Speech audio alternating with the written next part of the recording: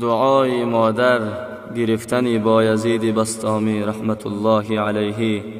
چونین فرمود روز آن جگر ریش، ز رنج و وهم و فتوحاتی رهی خیش. کی بودی مادرم در بستری خواب، دلش بیدار و ذکری نام وهاب. با بالای سری آن نائم، به دستم کوزه پر آب قایم. زی وهمی که مبادا آب گوید، مرا بردادنی آبش بجوید. زی وهمی که مبادا آب گوید، مرا بردادنی آبش بجوید. چونان کردم در آن شب انتظارش،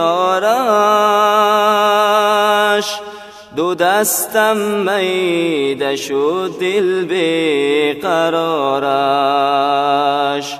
چونان کردم در آن شب انتظارش،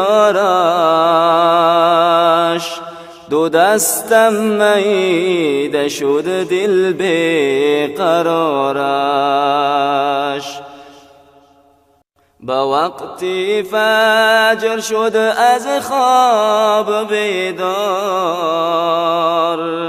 کی بودی تشنه لب آن آب تیار.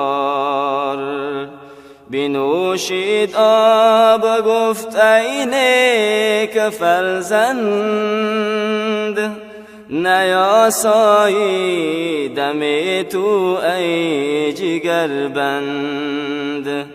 بنوشید آب گفت ای نیک فرزند، نیاسایی دم تو ای جگربند.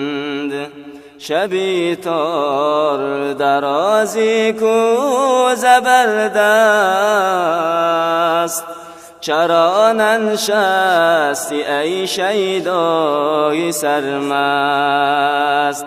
شبی تار درازی کو زبردست، چرا ننشستی ای شیدای سرمست.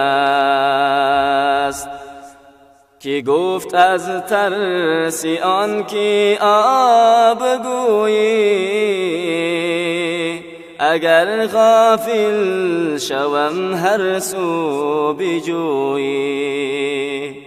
کی گفت از ترس آن که آب گویی، اگر غافل شوم هر سو بجویی. زی تأخیرم ملال آید بخاطر،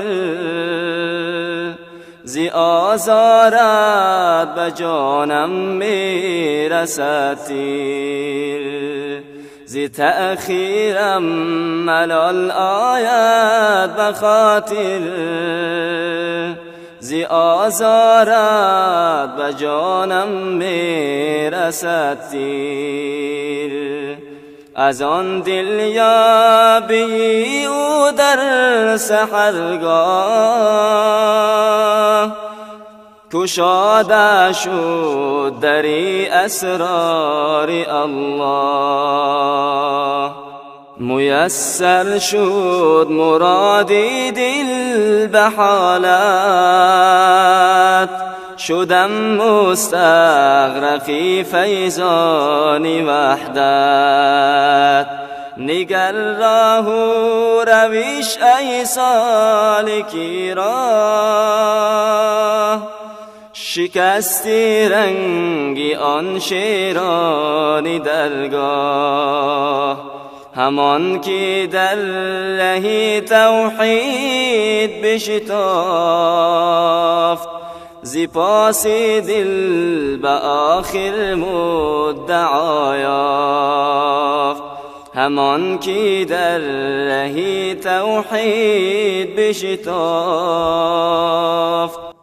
زی پاس دل به آخر مدعا یافت با آداب و سلوکی او عمل کن بسوی مدعا سعی و جدل کن با آداب و سلوکی او عمل کن بسوی مدعا سعی و جدل کن بسوی مدعا سعی و جدل کن